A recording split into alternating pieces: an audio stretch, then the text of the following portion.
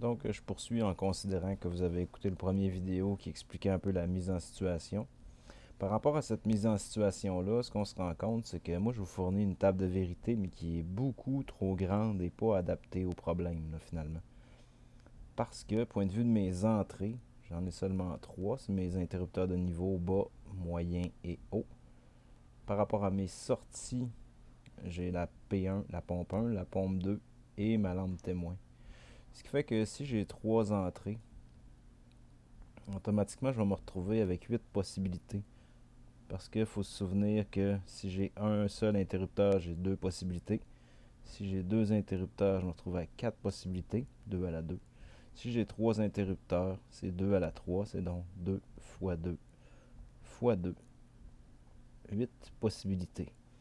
Ces 8 possibilités-là, je dois les placer dans une table de vérité en suivant l'ordre binaire. Donc, quand on dit suivre l'ordre binaire, c'est d'écrire nos chiffres de 0 jusqu'à 7. En fait, oups, j'ai dit 7, mais j'ai écrit 7. Fait que de 0 à 7, ça nous fait 8 possibilités. Et quand on écrit ça dans l'ordre binaire, il faut se souvenir que la valeur des 1 est placée selon leur position. Donc ceux-là valent 1, ceux-là valent 2, ceux-là valent 4. Ce qui fait que comment j'écris 0, 0, 0, 0 est égal à 0. Seulement un 1 là est égal à 1. Si c'est ce 1 là, lui est égal à 2. Donc 2 plus 0 est égal à 2. Comment j'écris 3? J'écris 2 plus 1 égale 3. Comment j'écris 4?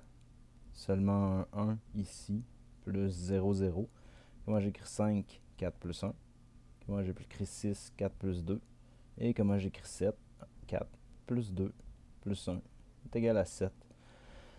Une autre façon de remplir facilement votre table de vérité, une fois que vous savez que vous avez 8 possibilités, celui-là, ils vont changer à toutes les 1. Donc 0, 1, 0, 1, 0, 1, 0, 1. Celui-là va changer à toutes les 2. 0, 0, 1, 1, 0, 0, 1, 1. Et celui-là va changer à toutes les 4. 1, 2, 3, 4. 1, 2, 3, 4.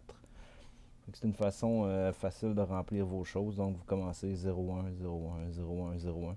Ce qui est important, c'est de commencer par toutes des 0 et finir par toutes des 1. Donc là, vous êtes certain d'avoir toutes vos possibilités dans l'ordre binaire. Si je reviens à mon problème, comment je remplis ma table de vérité, en fait, là-dessus, si les trois interrupteurs sont normalement ouverts, 0, 0, 0, ça veut dire que le réservoir est vide. Donc, dans ce cas-là, il faut que les deux pompes fonctionnent. Mais c'est pas un trouble. Si on va dans l'autre possibilité, il y a seulement l'interrupteur du haut qui fonctionne, qui est à 1. Donc, s'il y a seulement l'interrupteur du haut qui est à 1, c'est un trouble, ça, c'est clair. Donc, si c'est un trouble, c'est la lumière lampe témoin qui allume là. Et les deux autres possibilités, 0, 0. Si c'est seulement l'interrupteur du milieu, encore là, c'est un problème. Si j'ai l'interrupteur du moyen et du milieu qui sont égales à 1, mais que celui-là du bas est égal à 0, c'est encore un problème. Donc, si c'est un problème, je mets ça comme ça. Si seulement l'interrupteur du bas est égal à 1, ça veut dire que je suis entre le bas et le milieu. Donc, dans ce cas-là, mes deux pompes devraient fonctionner. Fait que si les deux pompes fonctionnent, je suis dans une situation comme ça. Encore là, si j'ai l'interrupteur du bas et du haut qui sont égales à 1, mais pas lui du milieu, c'est clairement un trouble.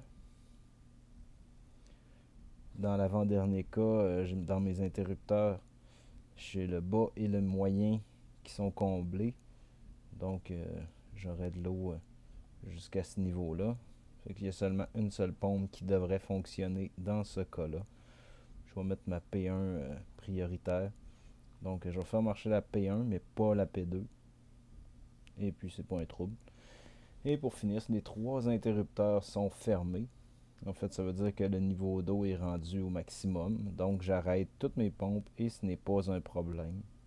Ce qui fait que ma table de vérité ressemble à cela pour le problème, finalement, le problème numéro 10.